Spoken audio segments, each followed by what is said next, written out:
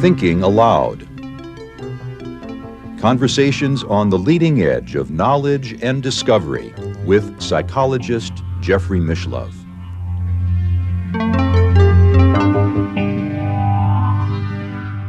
Hello and welcome. I'm Jeffrey Mishlove. Our topic today is self and community.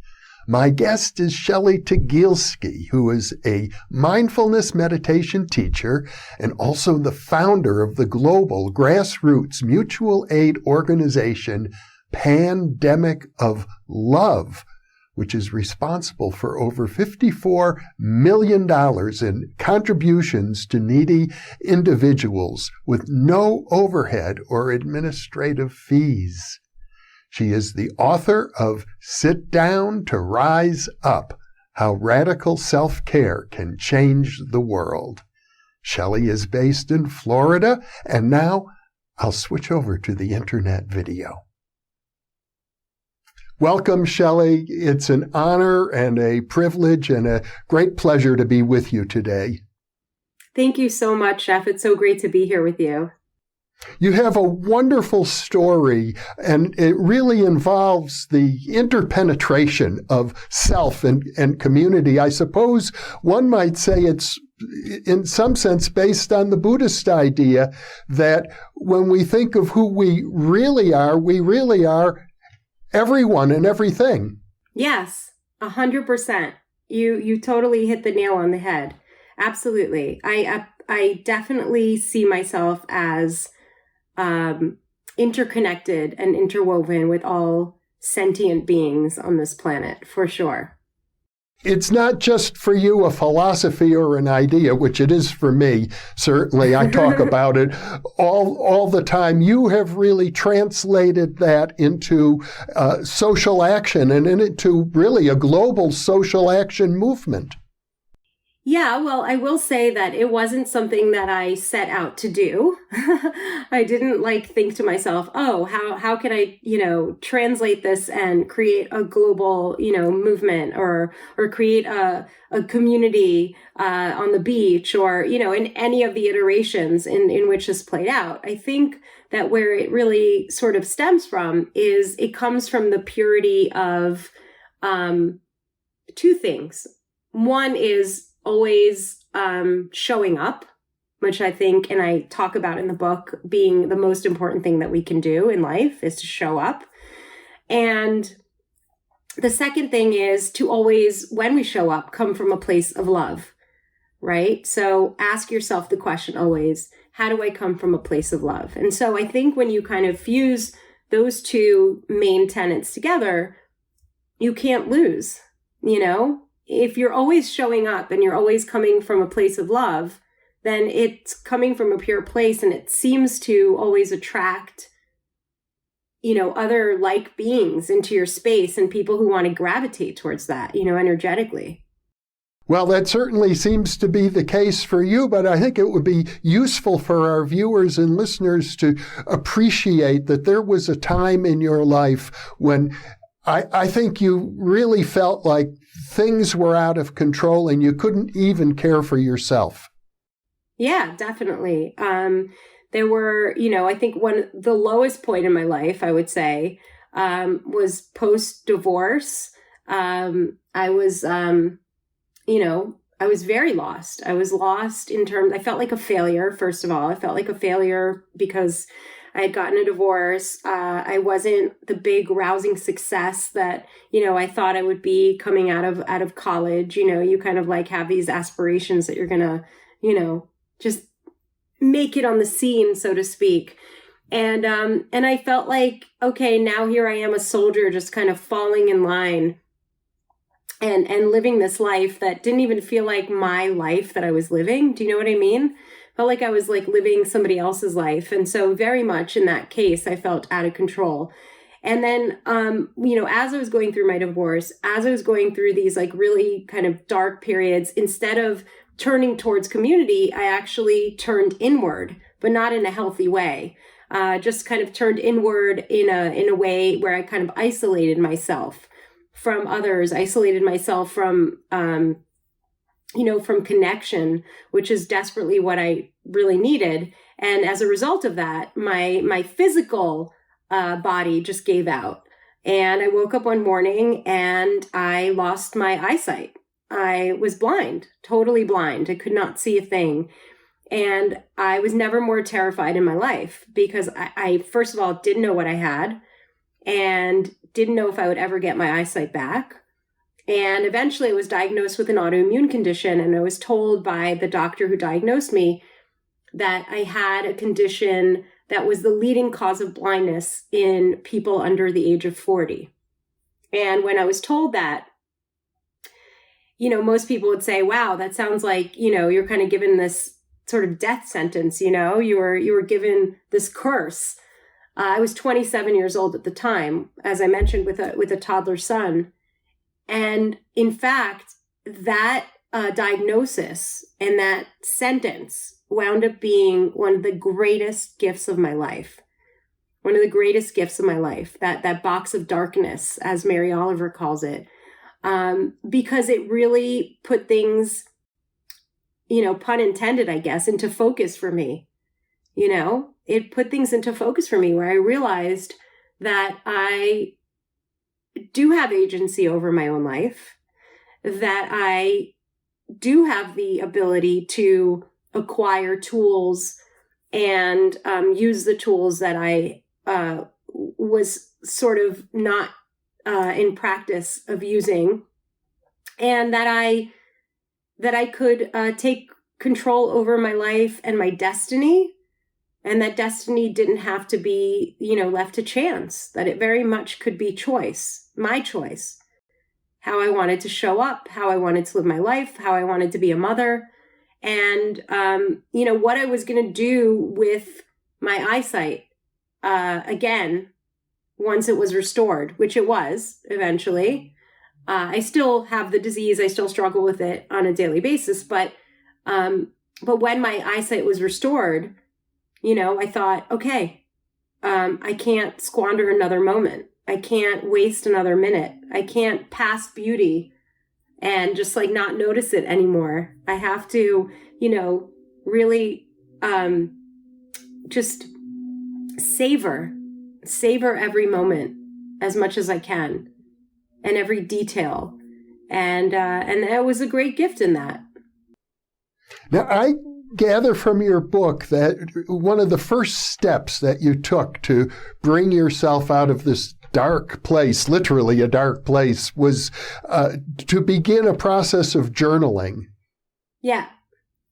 Well, I've always been a journaler, right? I talk about in the book about how I have literally boxes of journals, starting with the first journal that I got, I think in third grade on my birthday, which was a pink journal with ponies on it and a little lock that anybody could pick and get into. But so I've always been somebody who journaled, and I journaled mostly to sort of detail my day, detail what happened. And so it really just became sort of this habit of just putting down the things that happened, as opposed to sort of the emotions that maybe came up during the day, right? It wasn't this practice of self-awareness.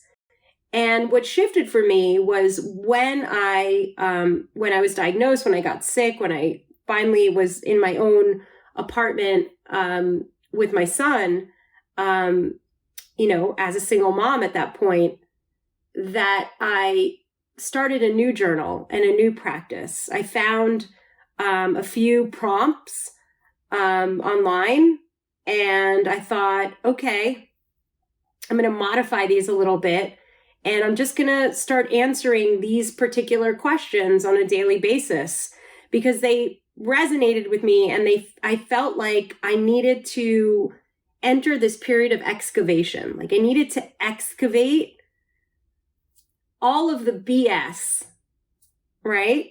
That was literally layered for years. And I needed to just get to the root of what was underneath that. where was all this trauma coming from? Where was all this rage coming from? Where was all this, these issues with self-esteem? Where were they coming from? And could I really start to think about all of these instances in my life, these snapshots, these memories that I kind of stored up over my life in a completely different frame, in a different lens? Could I put on different lenses and view these moments of my life and use that as a portal or as a roadmap to eventually what would become my healing? And the answer to that was a resounding yes. At the same time, I gather that this is something you could do all by yourself alone. It took you a while to begin to reach out to other people because, especially growing up in the United States, as you did when your family moved from Israel, that we are an individualistic culture. We're taught, not to be a burden on other people. And Yeah, you're right. It was very much I think it was important for me to start, with the sort of the least common denominator, right? With myself, because I think when we show up in ways that are, when we're not fully showing up, when we're not showing up, at least in the process of healing, then we're sort of sullying and tarnishing everything else around us, right? So I think there's a sense of responsibility too, to first have some semblance of self-awareness first. And so that was one part of it. I recognized that, as I was sort of going through this journaling process, as I was starting to pick up the pieces of my life, so to speak, I realized that, I had isolated myself from so many people that wanted to help me, because I thought, my God, if I ever ask for help or if I accept help, then that ultimately means that I'm not enough, that I'm insufficient, right? And like you said, that I'm a burden on other people. And I also, culturally, I will say that, at least the matriarchal lineage where I came from also have this martyr-like complex, we're constantly oh, I'll just do it. You don't need to help me. I'll take care of it, and it's we just want to be martyrs for everybody, right? And so I had that as well, sort of ingrained in my DNA. And so I had to really, get to a place where I was self-aware enough of those identities that I had to be able to say, no, wait a minute. I now am really struggling with something that could render me blind, and I can't do this alone. I can't. At the time I was suffering from time poverty. That was my biggest constraint as a single mom. I had no time. I was working full time, and you want to show up for your kid as much as possible. And yes, now all of a sudden I'm supposed to, in a 24-hour cycle, I'm supposed to get enough sleep, prep my meals and my son's meals, meditate, journal, exercise. I mean, who has time for all that? That's craziness, right? And so I realized that the only way that I would be able to take care of me so that I could show up for my son, show up for my community, show up at work differently, that I needed to ask for help from people within my community. And so I proceeded to, first and foremost, identify sort of what my aspirations were as it pertained to my self-care. What are my aspirations? Physically, spiritually, mentally, etc. And then I had to really sit with that and say, well, what are the obstacles that are preventing me from doing these things? Why am I not doing these things right now? And, there were various answers. Sometimes it was time, sometimes it was money, sometimes it was I didn't have the right equipment, etc., or the right training. And then I recognized that I needed to share this list with somebody. I needed to be able to actually take this physical piece of paper that I had where I wrote all this down. And I proceeded to invite a group of 12 women who were also all mothers to my house. And I think they thought it was just like a wine tasting night or like a book club or something. And I just, I think surprised everybody when I just kind of blurted out like, okay, hey guys, like I really need help. And that's why you're here. It's sort of like an intervention in a way, and I want to share this plan with you that I put together.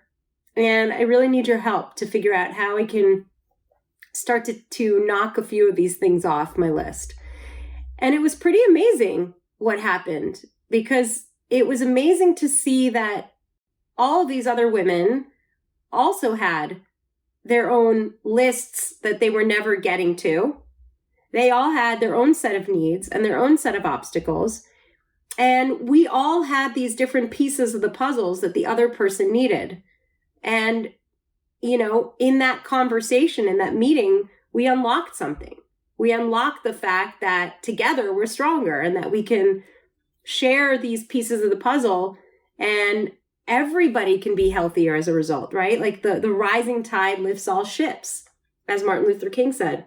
And so, that's exactly what happened. That act of creating a public moment where you were with 12 other women and you asked for help, that was the seed moment that created this global movement. It was your willingness to be vulnerable. Yeah, exactly. It was my willingness to be vulnerable out of desperation, right? Somebody might say, oh, what a radical act of like courageousness and, boldness and bravery. And I would say, no, I was so terrified and so desperate to be healthy for my son that I didn't have a choice. And so my plea in my book is really like, don't wait till you're desperate. Don't wait till you're diagnosed with something to actually do this, but actually cultivate this before, so that you could always have this like beautiful safety net that's there to capture you should anything happen. Well, I have to think that there must be millions of people, hundreds of millions of people out there in this situation, dealing with health problems, dealing with family responsibilities, not having enough time or money. And of course, the pandemic only amplifies all of these issues. Yeah. Yeah. I mean, I would say that the vast majority of every person on this planet, I'm not even just talking about in this country, the vast majority of every person in this on this planet needs that type of a community, and the truth of the matter is that I would maybe even be as bold and go so far as to say that every person, regardless of your socioeconomic status, right? Because you could throw a bunch of money at things, right? Sure, you could hire a nanny and get more time, and you could hire somebody to pick up your kids and tutor your kids and do this and do that. But really, like, it's not just about time, it's like, are you connecting with people? Do you have connection with people? Are you, having meaningful connections with other human beings? And that ultimately is something that, that even though we may not have a lot of, money, that we can give to somebody. Well, the title of your book, Sit Down to Rise Up, implies, the sit down portion of it implies meditation. I know meditation became very important, is still very important to you. Let's talk about that. Yeah, so meditation is the anchor. It's the anchor for everything. The breath is the anchor. It's interesting because I really was just thinking about this the other day, like the evolution of sort of my meditation practice, right? So I started to meditate when I was a graduate student at Columbia University. It was in the late 90s. I was introduced to the concept of meditation in a formalized way through Robert Thurman, and eventually Sharon Salzberg became my teacher as I started to attend her meditation gatherings at Tibet House. And so at that time, meditation for me was like a way to, I think, speak to God and Source. Growing up as an Orthodox Jew, I was taught to speak to God in a very specific way. It was very like rigid, like this is what you have to say. This is how many times a day you say it. This is when you say it. Was just very like rote and very, prescribed. And this was kind of like a way for me to get a blank canvas and to have these like this spiritual connection, this deep sort of, moments of introspection even, that I didn't have the opportunity to really ever feel, through the just culturally what was handed down to me. And so that was sort of like the beginnings of it. And then what I found was that as I started to practice and learn more about mindfulness and eventually, got my certification in MBSR, that I was able to control my flare-ups that would happen in my eyes, and that I was able to, physiologically and like just physically control moments of stress. And that I started to become more self-aware. My body really started to speak to me and to be very audible and tell me like, hey, nope, don't eat that food, or go to sleep right now. You need to, or this is hurting. And so I like really started to get these signals from my body. I started being connected to how to kind of physically get myself back to health. And the mental effects of that were also great too. I felt like, wow, I was able to kind of slow things down in the moment. And I was able I found myself making decisions very differently, like the sacred pause that was able to be inserted before actually, immediately sort of lunging into a decision, right? Responding instead of reacting. And ultimately, it wasn't until I came back to the original practice that I learned with Sharon in the 90s, which was metta, right? Loving kindness meditation, that the quality of my meditation really started to change. And I think I really started to change and shift as a human being as well. I started to practice metta on a regular basis, and then now it's my primary practice. And really notice that the level of compassion that I had for myself, that I had for others, for all sentient beings, as we started this conversation talking about, was so rich, was so vast. And it was so informative about how I was, informative in a challenging way. It challenged me to really think about every area of my life, my career, my relationships with my parents, my relationship with my then boyfriend, now husband, my relationship with my son, my relationship with my ex-husband. All of these different, things started to sort of fall in line. And I started to show up very differently. People would say to me, like, you're, something's different about you. Like, what's different? And I would be like, I don't know, I'm still the same person. But I really wasn't the same person. I feel like my heart center, I felt like, I always say this and it makes people laugh, because people who are like of a certain generation know what I'm talking about. And I think like certain, like my son's like, what are you talking about? Right. But I say, like, I felt like this, I would literally walk down the street. I felt like a giant, like, Care Bear, with like a heart on my chest. And I would just kind of like be beaming like compassion to like people walking by and passersby in the street. And like, may you be happy, may you be well, may you be free from suffering. And it was just like this practice that started to really be present in my life off the cushion. And that became ultimately the through line of what informed my life, my work, and comes back to the original question that we talked about, which is like, how do I come from a place of love? And that's really the question that informs everything that I do in my life at this point. You referred to the Buddhist practice of metta, which I don't think I've ever formally practiced metta, but I understand that basically your mantra is something like, may all beings be happy. Yeah, so you have a set of mantras. I mean, it could just be that one line, but for me, it's, may you have joy and happiness. May you be free from suffering. May you have peace in your life, and may you ride the waves of life, no matter where they take you. And that's it. And so sometimes it's may I be happy, and it's you in a kind of global sense where I'm like thinking about the whole world.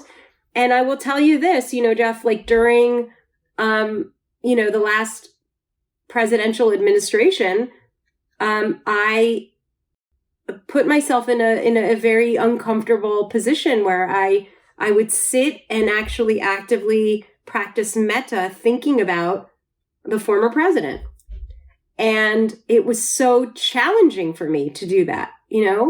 Somebody who comes from a place of love should be able to do that, right? With somebody who is super difficult. And people would say, well, why are you even doing that? Why are you even trying to send metta? And I said, well, first of all, imagine what the world would be like if this person actually had joy and happiness and was free from suffering and had peace in his life, right? Imagine how different this individual would have grown up, to be. And because he's a suffering being, right? And so I had this great difficulty, and I went to a friend of mine, Ethan Nichtern, who is a great meditation teacher, and I heard him talking about a Buddhist practice where you take the individual and you sort of make them younger in your mind. And so I started out with the former president as his age, and I took him as a teenager. Then I started to envision him as a 12-year-old and then a 5-year-old, and it was still challenging. And only when he was like a baby in a bassinet did I finally get to the point where I was like, okay, I can work with this. I can work with offering metta to this being, But it's such a beautiful practice because you feel like, oh, this is silly. Like, what am I doing at the beginning, And then when you start to actually feel a kinship with random people, I'm not talking about people who are easy to love in your life, right? And I don't mean people that you naturally love, right? But I mean when you, send metta to your dry cleaner, or send metta to the woman at the cash register, or send metta to, the postman who you see on a daily basis. And then you suddenly start to feel this kinship and affection to that person, with that person, for that person in a very genuine way.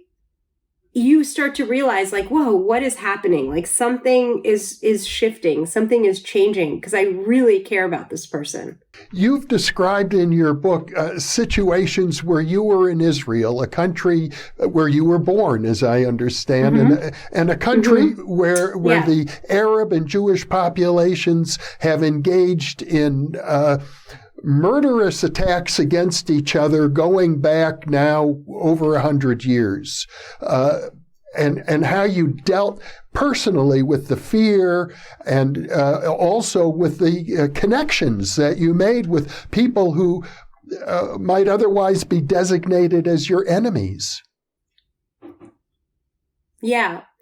Yeah, I mean, listen, I grew up in a very hawkish family, very right-wing. In fact, most, I would say, of my family in Israel is still very right-wing. And, my family personally has been affected by a lot of loss of life in wars and in terrorist attacks.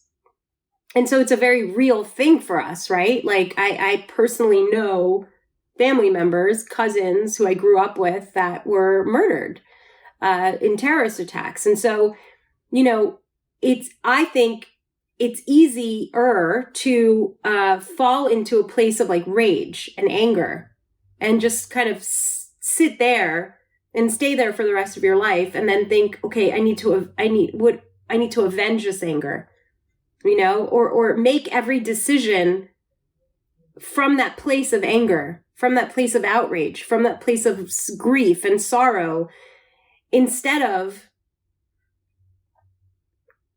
being self-aware enough to understand that, yes, I am having these emotions and they're valid emotions and they're very valid. They're real. But I can use this energy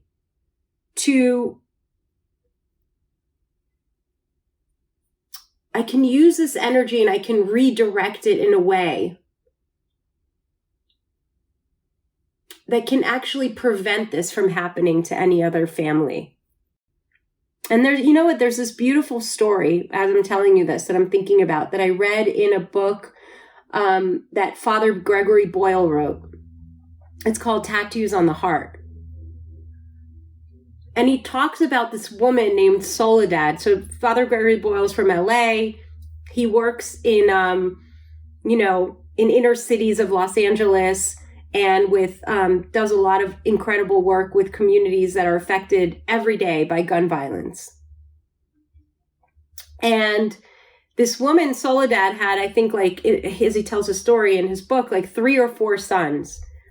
And one of them gets killed, gets murdered, literally, shot in point blank range on the streets of the community where she lived.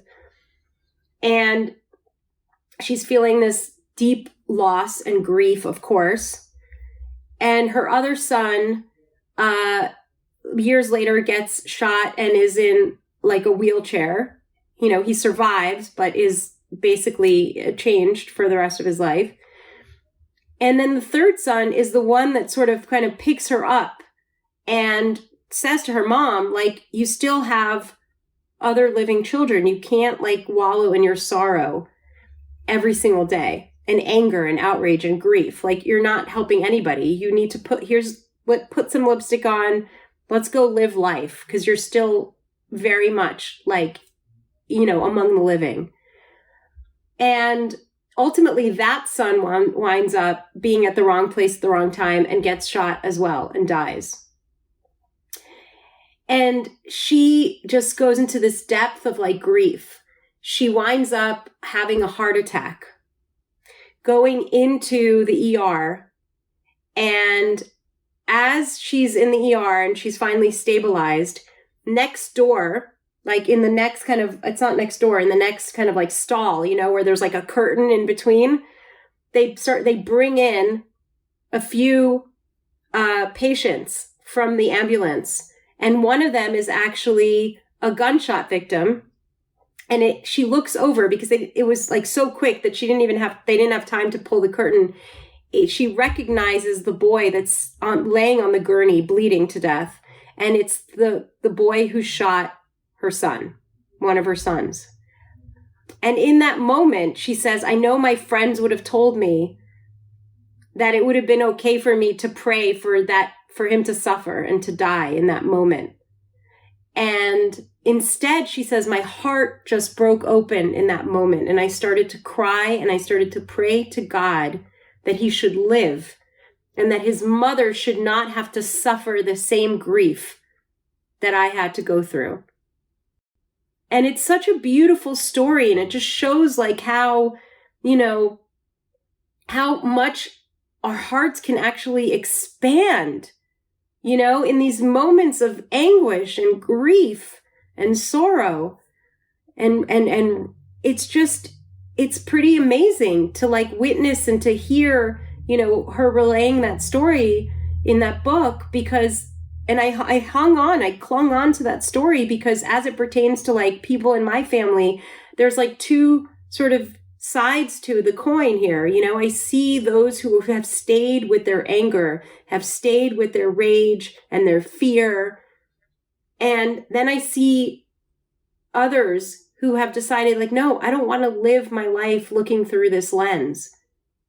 And I don't want to be responsible for the loss of anybody else. And so I'm going to do the work that needs to be done to create bridges, and stop othering. And that's really the side that I gravitate towards, I gravitate towards wanting to tear down those walls and create the bridges, because I think that, I was gifted with the ability, unlike a lot of my cousins, to be able to have proximity. That's such an important word, proximity, with the others, the people that were my perceived enemies, the people that I was told wanted to kill me. But I was actually able to sit with them in their living rooms and have tea with them and learn about their aspirations for their children. And, the fact that they just wanted opportunities, and they wanted their kids to be healthy and happy, and all of these things that in Metta we wish on people. And so, why aren't they deserving of that too? And how do we get there? So it's really, interesting to me when I talk to people who, especially now in this kind of strange time that we're living in, politically, I talk to people who are, they're so defeated. They've lost all hope. They think that, nothing's ever going to change. This is the other side. Look what the other side is doing.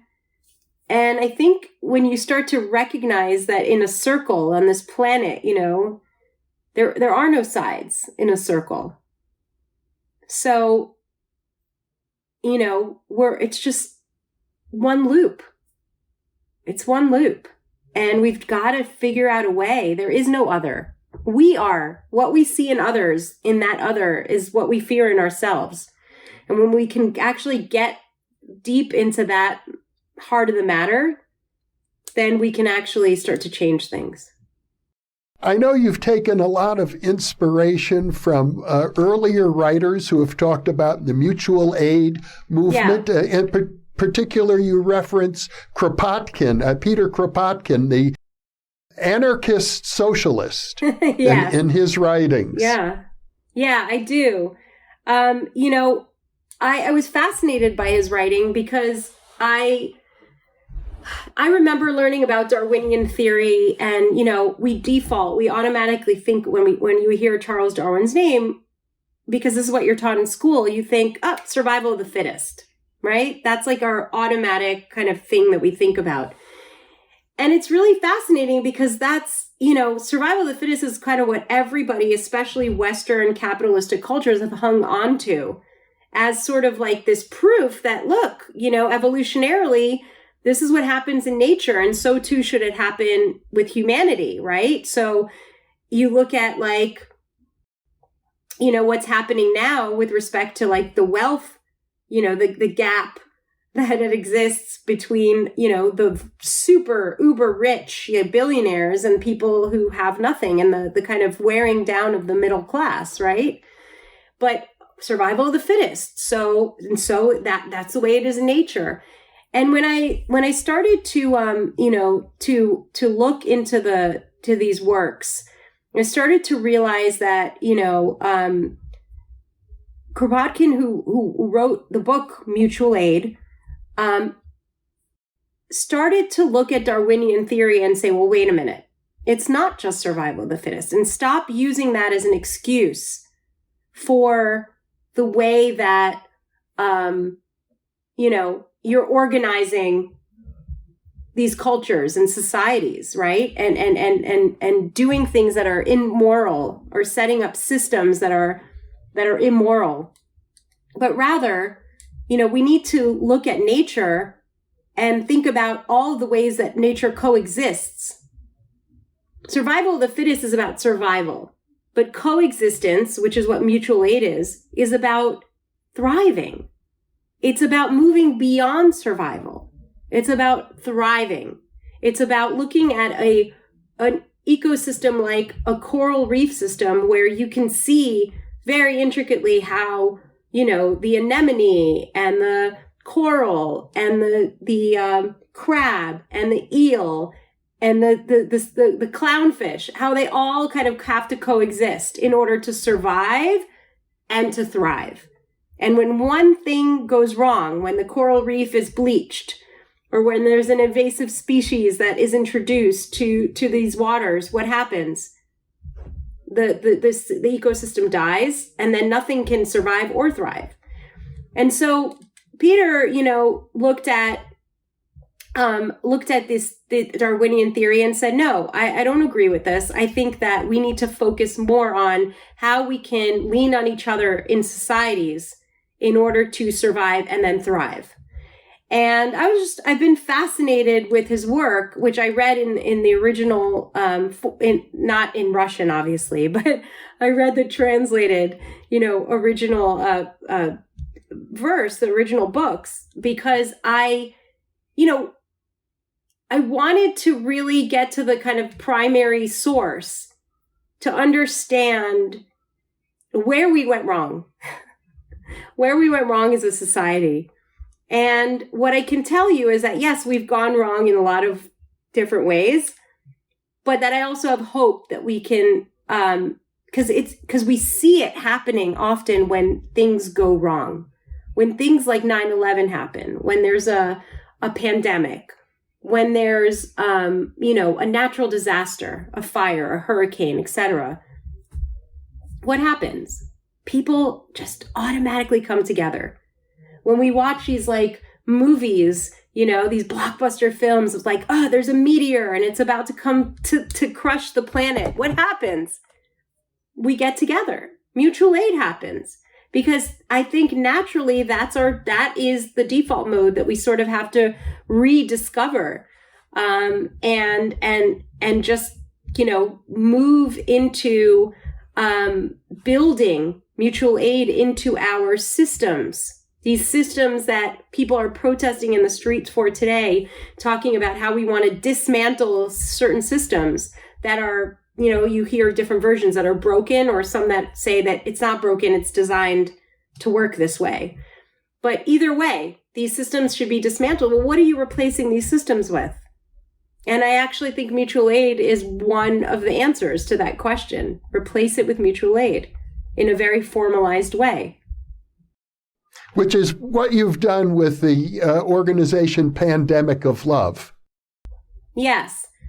Yeah, Pandemic of Love was built for my community in South Florida. It wasn't built for, I didn't set out in my mind to do anything more than just tend to the area of the garden that I could reach, right?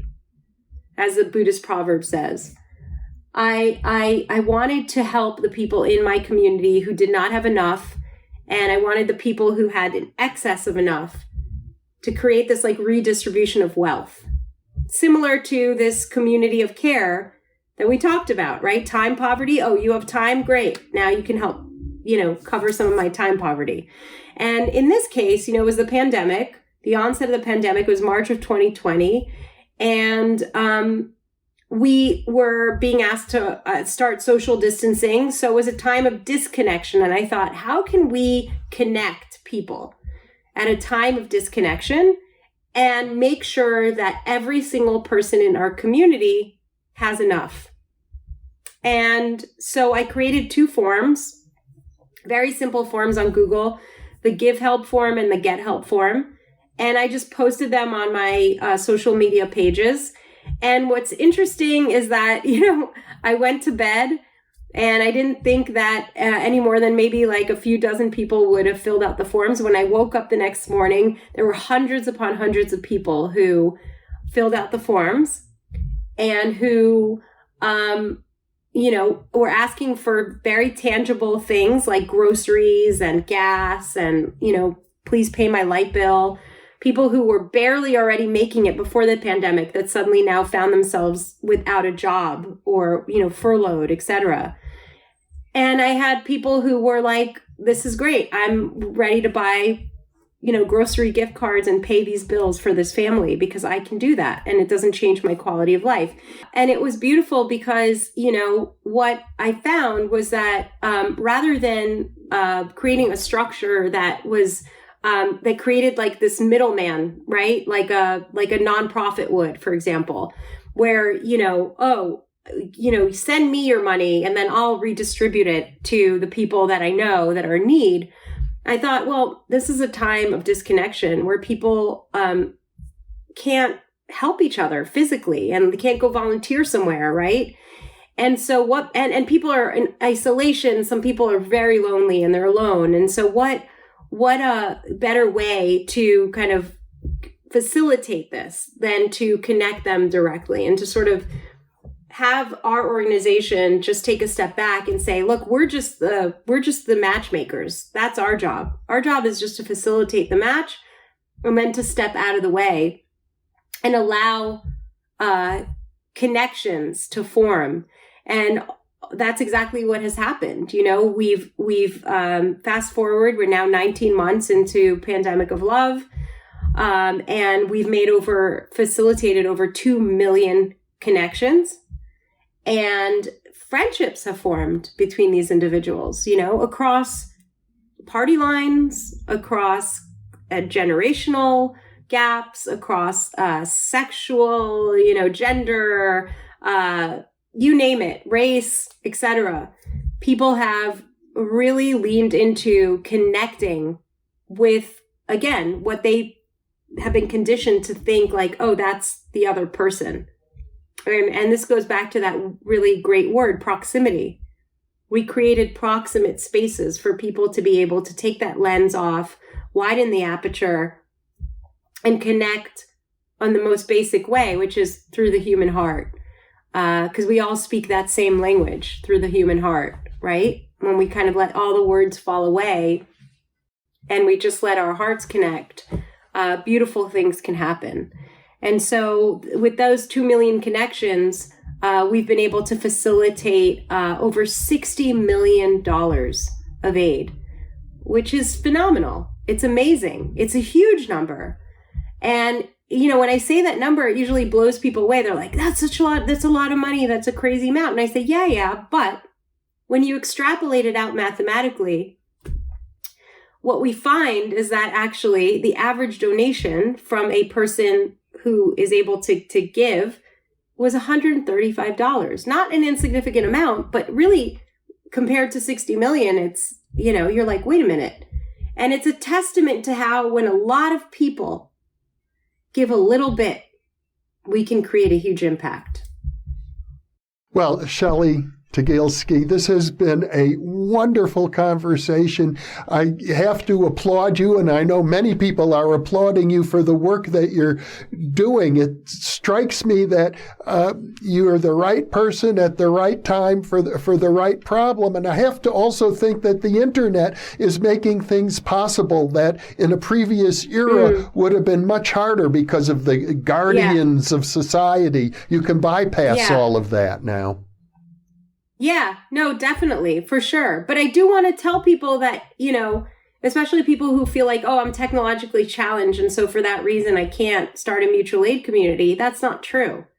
Mutual aid started hundreds and years ago. It's really like, think back to like the clans, that used to live in like caves, the clan mentality. Like mutual aid has always existed since the dawn of humanity. And so really what this is, Jeff, is it's a hearkening back to wanting to get back to that time period that our grandparents told us back, which I talk about in the book, called Back in the Day. Back in the day when things were simpler, when people knew their neighbors, when they felt a moral obligation and responsibility for the community, when it took a village to raise a child. And I think that we can get back there with or without technology. Certainly technology can, help facilitate that. But I think that, we don't need technology to discourage us from doing it either. Well, Shelley, thank you so much for being with me today. It has been a joy, and I know you're very busy now with the book, but I hope we'll find future opportunities to bring you back to New Thinking Aloud. Thank you so much, Jeff. I really appreciate you having me, and thanks for, using your platform to amplify my voice and to amplify the Pandemic of Love community. And for those of you listening or watching, thank you for being with us.